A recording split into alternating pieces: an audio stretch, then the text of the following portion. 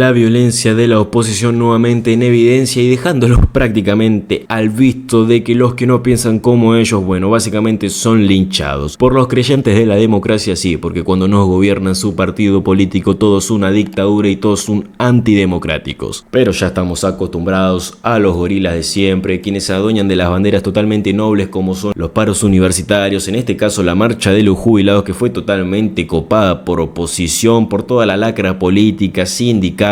Por si fuese poco, nuevamente los barra bravas al ataque de un gobierno no peronista. No me acuerdo en 2020 cuando los jubilados fueron a reclamar jubilación cerca de la Quinta de Olivos, el kirchnerismo le mandó a las barras bravas a cagarlos a piñas. En ese momento nadie se solidarizó con nuestros abuelos, pero bueno, Milei es un genocida. Ya estamos acostumbrados a los violentos. Quiero agradecer especialmente desde mi humilde lugar a las fuerzas federales que permitieron mantener el orden a pesar de que hayan roto muchísimas cosas y hayan herido incluso a efectivos policiales. Obviamente también solidaridad con el camarógrafo Pablo Grillo, que fue impactado con una bala proveniente de un lanzagranadas de humo. Al meterte en lugares en donde está lleno de simios antidemocráticos y ponerte en el medio, corres el riesgo de que pase esto. Fuera de echarle la culpa a las fuerzas de seguridad, es de admirar el trabajo que hicieron nuestras fuerzas federales para mantener el orden de la democracia. Lo felicito desde mi humilde lugar. Te dejo con la palabra de Rossi y Feynman. Afines a la oposición, al kirchnerismo, diciendo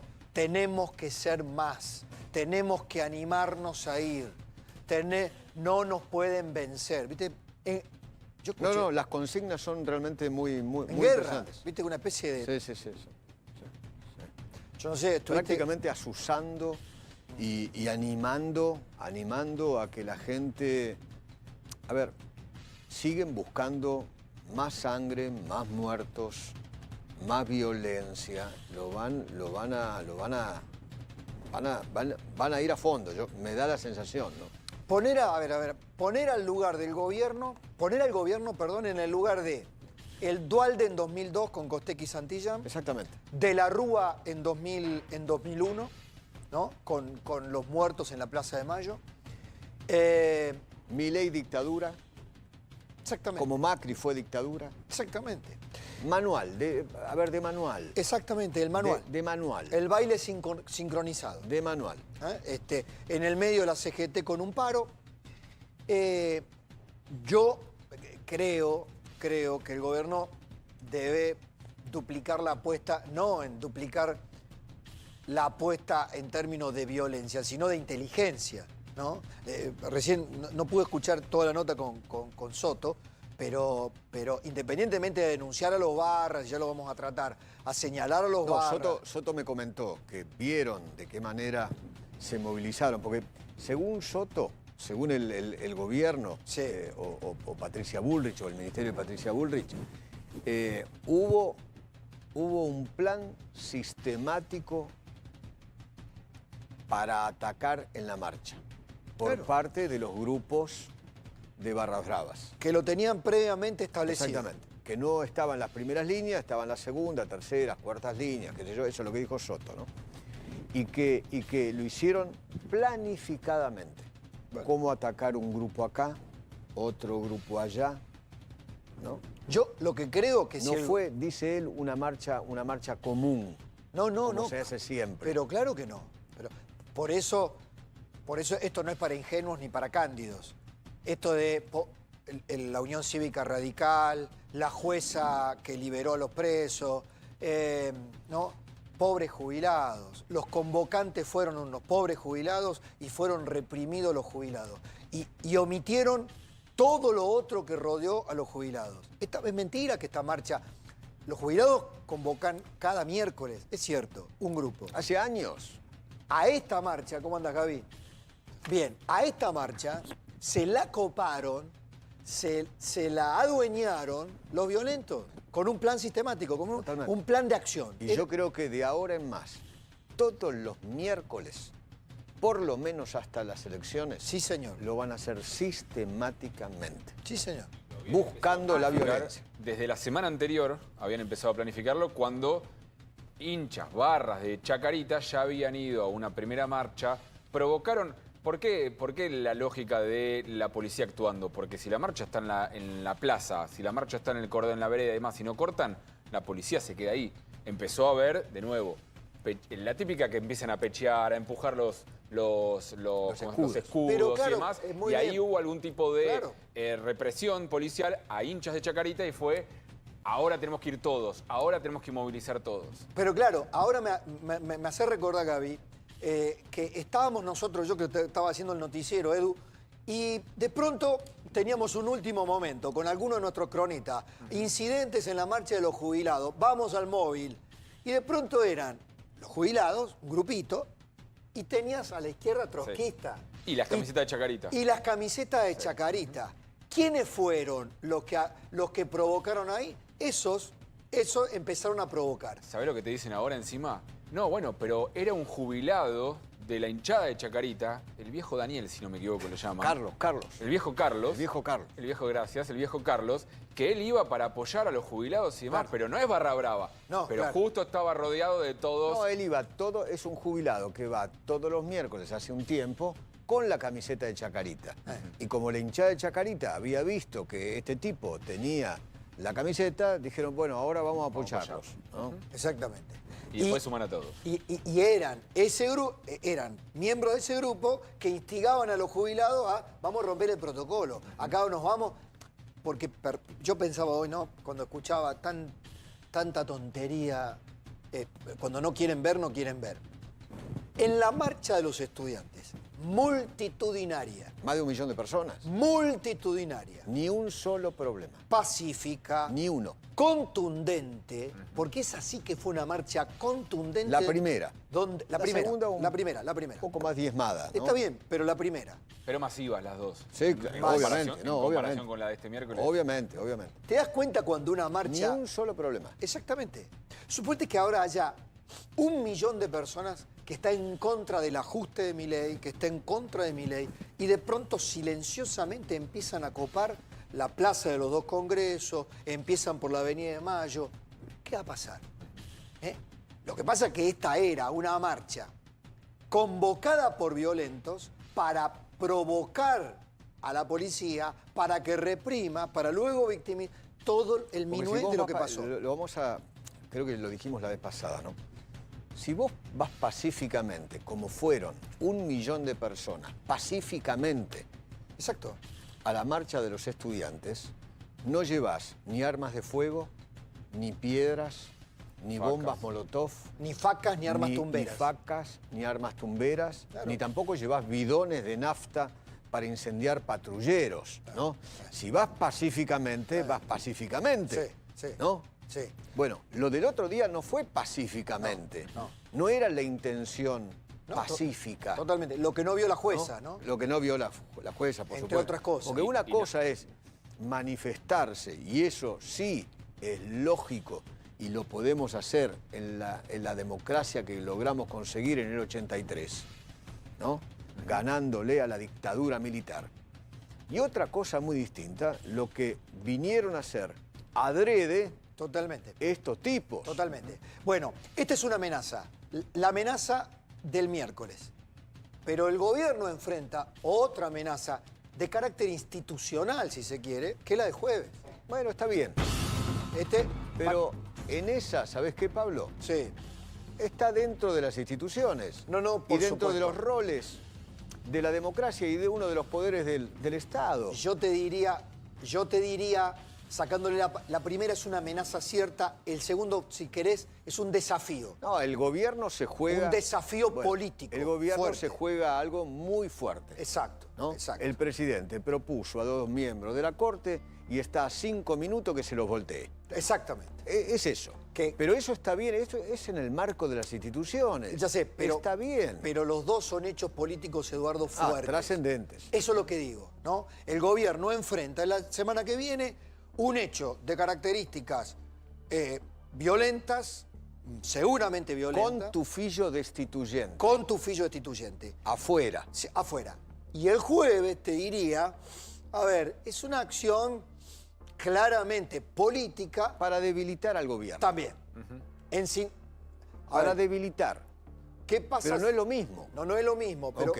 pero ¿qué pasa si la naturaleza no es la misma? Es cierto. Pero ¿qué pasa si perdés el control de la calle o te hace o hacen creer que perdiste el control de la calle y perdés el control del Parlamento, o en todo caso, en un año complejo, hasta ahora el gobierno viene sorteando con éxito, con relativo éxito, Todas sus batallas. todas sus batallas legislativas. ¿no? Legislativas Una las sola viene perdió, ganando. que fue la del DNU de Sí. los fondos de la CIDE. Fue Exactamente. la única que perdió. Sí, exactamente, que lo reconvirtió, digamos. Pero, entonces, por eso, hay un desafío fuerte, fuerte. Por supuesto que el desafío político de los jueces de la Corte es algo que el gobierno no buscó sortear, sino que aceleró a fondo y fue en línea recta y no se lo trataron a los pliegos de los jueces. Listo, sacó los jueces Yo creo por que decreto. lo mejor que le puede pasar al gobierno la semana que viene en el Senado, digamos, con lo cual podría decir, bueno, no nos fue tan mal, Sí. si le aprueban al hijo. En el objetivo original y más importante del Porque gobierno. seguramente los dos no van a pasar. Ajá. Seguramente. Vos ya lo das por resultado Seguramente. puesto. Los dos imposibles. A ver, lo más probable es que le bajen a los dos. Ok, Digamos que hay toda una movida como para bajarle a los dos. sí. Lo mejor que le puede pasar al gobierno la semana que viene allí en el Senado es que por lo menos pueda imponer al hijo y no a García Mansilla. Está bien, el gobierno quería imponer a los dos. Da la sensación que a los dos no va a poder imponer.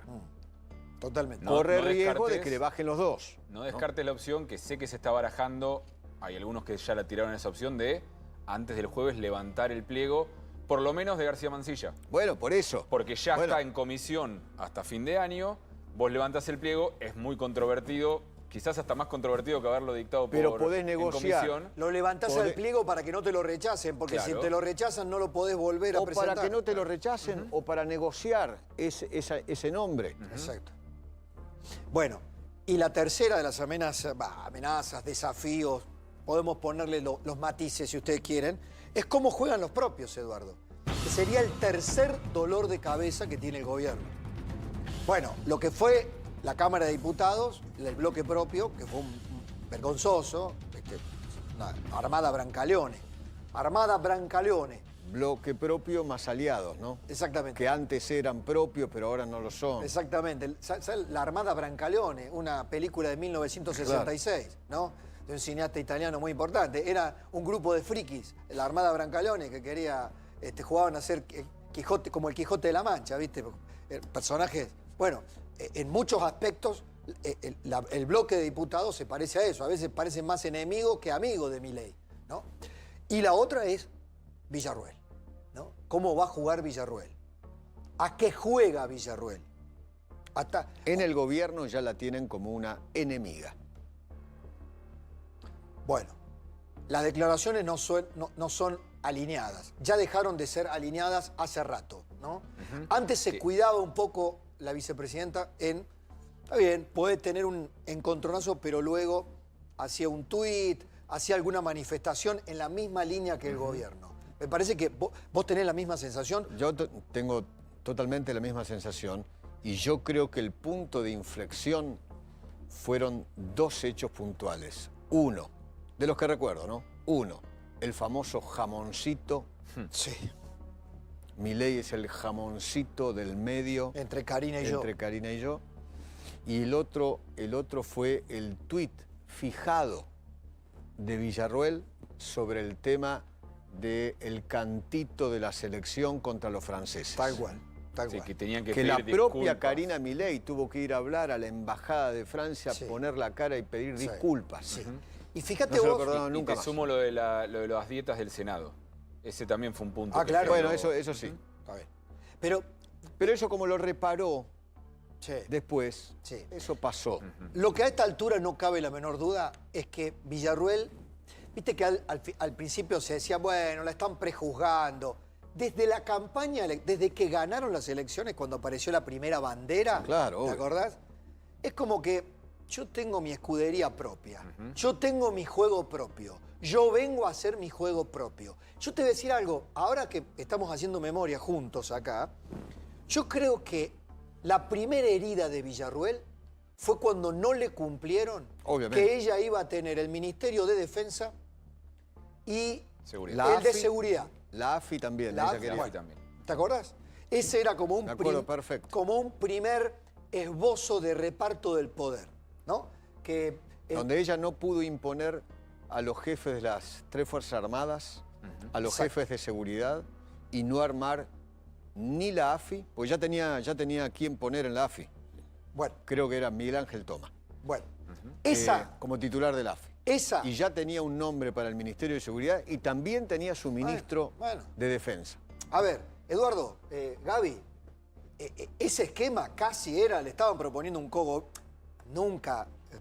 no un cogobierno, pero era una, No era un cogobierno. pero era era una poder. participación activa. Era el expertise de Villarruel en esa campaña presidencial. Sí. Ella se ocupaba de eso y Milei se ocupaba de la economía. Sí. Y aparte significaba tener poder, que es lo que ningún vicepresidente tiene en ningún gobierno. A Claro. eso iba Gaby. Eduardo, no conocemos en la historia argentina un vicepresidente al que se le haya loteado el gabinete. De ninguna manera. Entonces, No existía. ella a lo mejor en su imaginación pensó, voy a ser una vicepresidente con poder real porque voy a manejar áreas del gobierno. La primera decepción, el Claro.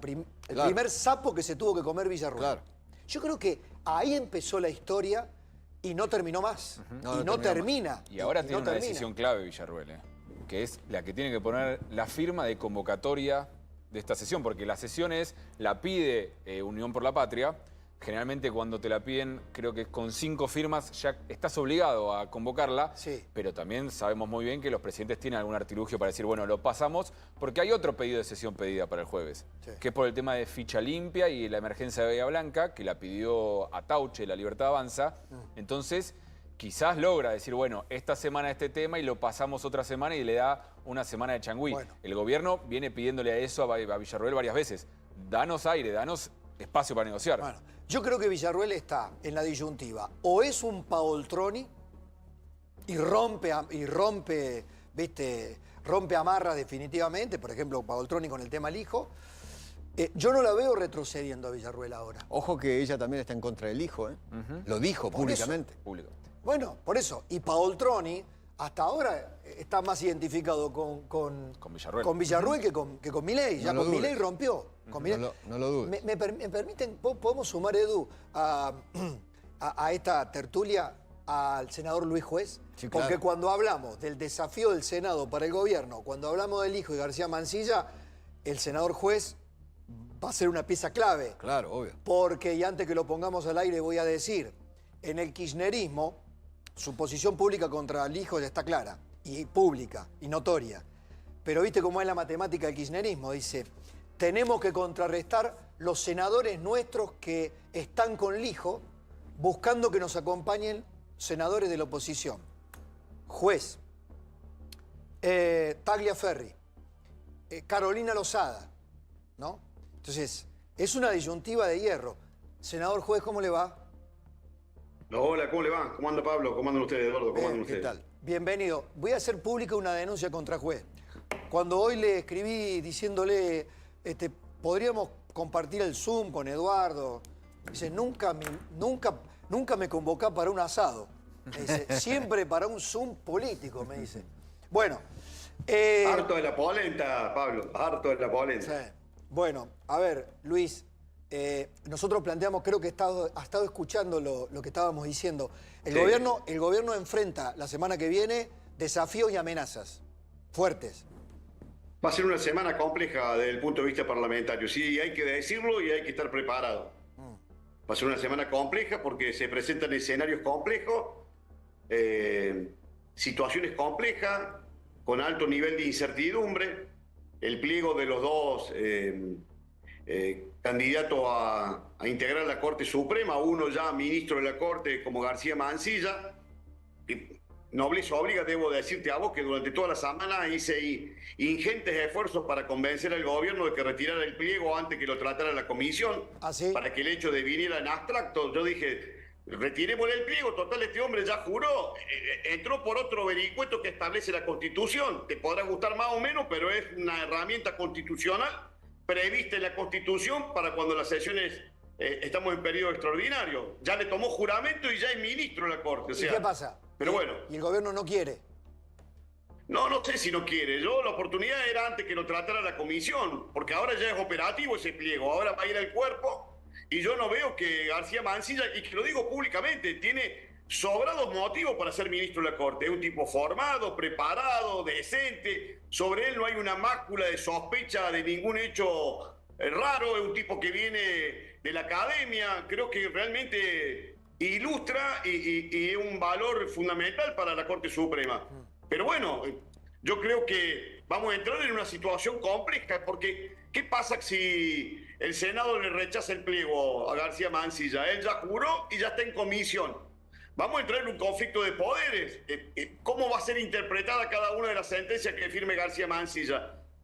Hay que ser inteligente, hay que actuar con inteligencia, previendo esto como un partido de ajedrez. Vos tenés que mover, pero tenés que prever las próximas 4 o 5 jugadas. Bueno, yo sugerí que levantáramos el pliego ese, porque ya el hecho de que la comisión lo tratara, estaba tratando una cuestión absolutamente abstracta, porque en definitiva el gobierno ya lo metió por otro lado. ¿Y el hijo? Lo del hijo ya es operativo. Ese pliego, en su momento, la información que yo tenía, había un fuerte rumor de que el hijo había conseguido.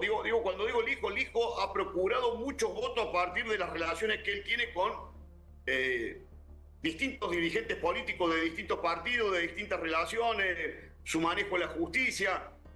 Eso iba a ser en la extraordinaria. En la extraordinaria el tema se cayó, porque aparentemente ese acuerdo no se alcanzó. Para mí una gran incógnita si el hijo tiene las 47 manos levantadas para ser ministro de la Corte. Pero bueno, también es un gran desafío. Yo cuando sugerí esta semana que levantaran el pliego de García Mansilla, yo siempre dije que la mitad de 2 es 1, y siempre es mucho más que 0, porque la mitad de 0 es 0. Podemos tener es lo que dice 0. Eduardo. Eduardo, es lo que está diciendo Obviamente, vos. el mejor triunfo para el gobierno, dada esta situación, es por lo menos conseguir al hijo. Si no, se queda sin nada, ¿no? Y si el hijo no sale, lo de García Mansilla ya está consolidado, ya tomó juramento, ya es ministro, ya ha dictaminado. Pero es ministro hasta noviembre nada más. Está bien. Hasta noviembre. Pero claramente este es un año complejo, un año electoral, donde claramente, recién los escuchaba a ustedes, va a ser un año donde los escenarios políticos y la conflictividad social y claramente la conflictividad jurídica va a estar al tope del mástil. Eso no tengo ninguna duda. Una pregunta, discúlpame, Rosy. ¿Para usted hubo el miércoles un intento de golpe de Estado de algunos sectores políticos? El miércoles yo estuve en el Senado, así que a mí no me lo van a contar. En el miércoles los tipos fueron a destrozar el mobiliario público, Cuando yo llegaba al Senado de una reunión que tuve en el Ministerio de Justicia a las 4:30, 5 menos cuarto, una horda de barras bravas querían entrar por la puerta de Irigoyen al Senado, no se podía respirar por la cantidad de gases. ¿En serio? O sea, ¿Querían quiero entrar? decir que... A ver. Sí, claro. Esto es nuevo, ¿eh? Sí, eso. Dato Una nuevo. horda de barra bravas querían entrar al Senado. Dato nuevo. Claro, habían llegado hasta la puerta de Irigoyen. Yo no sé si la policía se había relajado como en el tema, y lo digo porque me costó horrores poder entrar. Tuve que entrar por la puerta del costado, era una nube de gas lacrimógeno increíble. Ningún jubilado en la historia, a pesar de que hace 200 millones de años que tiene salarios miserables, se le ocurre que puede mejorar su salario tomando el Senado. Y ahí hubo un intento de destrozo, ahí no hubo diálogo, ninguna posibilidad. Eso se vivió creo que también lo voy a decir con toda sinceridad, hubo una subestimación de lo que podía llegar a pasar. Pero aparte, como esto tiene que ver con la historia, y quiero ser muy claro con ustedes, y vengo preavisando y advirtiendo. Cuando el peronismo no gobierna es absolutamente destituyente. Y ustedes no están hablando con el hermano de Chita. Yo no soy un gorila. No. Pero esta es la realidad histórica de la Argentina de los últimos 50 años. Cuando no gobiernan, son absolutamente destituyentes. Hoy vinieron con los barra brava, la próxima vendrán con la CGT, después vendrán con los movimientos sociales, después vendrán con el peronismo organizado en la calle.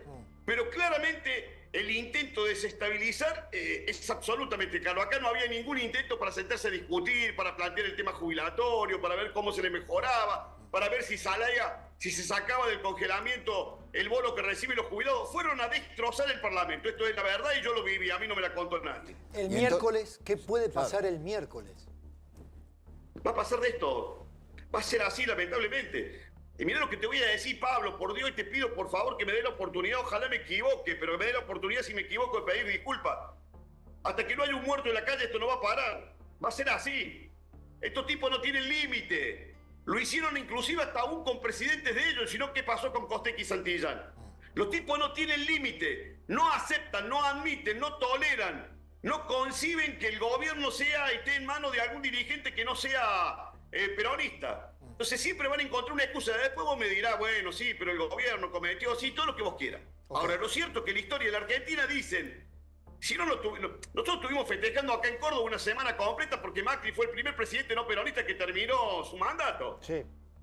Esta es la historia de la Argentina. Sí. Y yo no estoy asusando fantasmas. No. Estoy diciendo que el nivel de violencia que yo vi el miércoles en la calle, ese nivel de violencia se va a continuar. Van a ir tomando coraje. Es como la hiena cuando huele sangre, ¿viste? Han olido sangre y se van a predisponer. Lamentablemente va a ser así. Yo lo veo, veía el nivel de organización cuando yo venía al ministerio, la cantidad de colectivos ordenados, los tipos. Ahora, acabas de decir algo, Eduardo, acaba de decir algo, juez, que yo quiero subrayar. Subestimaron.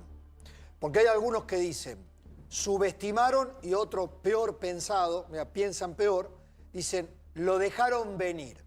Ya en el miércoles que viene no hay excusa. Hay que hacer inteligencia previa para saber qué están armando. Porque son, de vuelta, vuelven a ser públicos y notorios las convocatorias. Quieren redoblar la apuesta el miércoles. No, pero acá ¿sabes qué, Pablo y senador juez? Acá hay autores intelectuales. Porque los Barra que fueron el otro día son idiotas útiles, ¿no? Y pagos. Sí. Acá hay autores intelectuales de una movida de la cual usted está diciendo que existe, ¿no? Porque si son destituyentes, acá hay autores intelectuales, políticos claves. Eduardo, a ver, para que nos metamos en más quilombo todavía. Recién lo escuchaba ustedes. Esta historia la vivimos, somos más o menos de la misma generación. Sí. Esta historia ya la vivimos. Firmenich promoviendo desde su condición de hincha de Racing que la gente vaya a protestar, a defender a los jubilados. Cuando el peronismo le entrega banderas a tipos que no las sienten, esas banderas se prostituyen. ¿Vos crees en serio que un barra brava está preocupado por el salario de un jubilado? No. ¿En serio, con la mano en el corazón? No. Hace 50 años que los jubilados los viene cagando todo el mundo, que tienen un salario de miseria y que no pueden comprar ni los medicamentos. Ahora, ¿en serio que vos me vas a hacer creer a mí que la barra brava un día descubrió que el pobre jubilado, su abuela, su vieja, está viviendo con una situación miserable, entonces hay que marchar a defender a estos jubilados porque con los jubilados no? Tenemos archivos. Esta historia ya la vivimos. Tenemos archivos de en pandemia de barra bravas kirchneristas pegándole a los jubilados cuando protestaban. Totalmente. Está lleno de archivos. Totalmente. No, está lleno de archivos. Pero por eso es la historia, Pablo. A ver, te voy a contestar con una frase de Perón. Los pueblos que no tienen memoria repiten su historia, decía Perón. Y tenemos que tener memoria porque esto ya lo vivimos. Sí. Y no se bancan que quien gobierna sea un tipo que no del palo. Bueno, pero... Y no se bancan... Pero perdón, Luis. Ahora, ya que lo planteaste. Ahora, ayer lo decíamos, Eduardo. Ahora, no es el kirchnerismo solo. Tenés una jueza que liberó a 114 tipos en 8 horas sin preguntarle quién era. Viene de ahí. Claro. Claro, viene de ese palo. Viene de... Y no se enojen con lo mío, Pablo, te lo puedo decir en tu condición de cordobés. Esto en el interior de la Argentina no pasa. Los porteños nos acostumbraron a nosotros que tomar la vía pública era una normalidad. Y que los jueces, vos viste, que nunca terminan detenidos. No. Entonces, ¿para qué estuvimos discutiendo durante todo el mes de enero y febrero? Estuvimos discutiendo la reiterancia y un montón de medidas para que los jueces, cuando los tipos te corren con cuestiones ideológicas, y las juezas se puedan interpretar las normas penales como si fuera una defensora pública de los derechos humanos. Digo, estamos en un problema. Estamos en un problema. Cuando yo vengo denunciando la colonización de la justicia que ha hecho el kirchnerismo estos últimos 20 y pico de años, no es una mentira. Entonces vos ahí tenés un exponente. Mirá lo que significó el daño, los golpeados, el pibe lastimado, los abuelos, para que tuvieron menos de una hora. Creo que demoraron más en pintarle los dedos que verdaderamente el tiempo que estuvieron detenidos. Última pregunta, Luis. ¿Crees que el gobierno es plenamente consciente de esta gravedad que estás describiendo?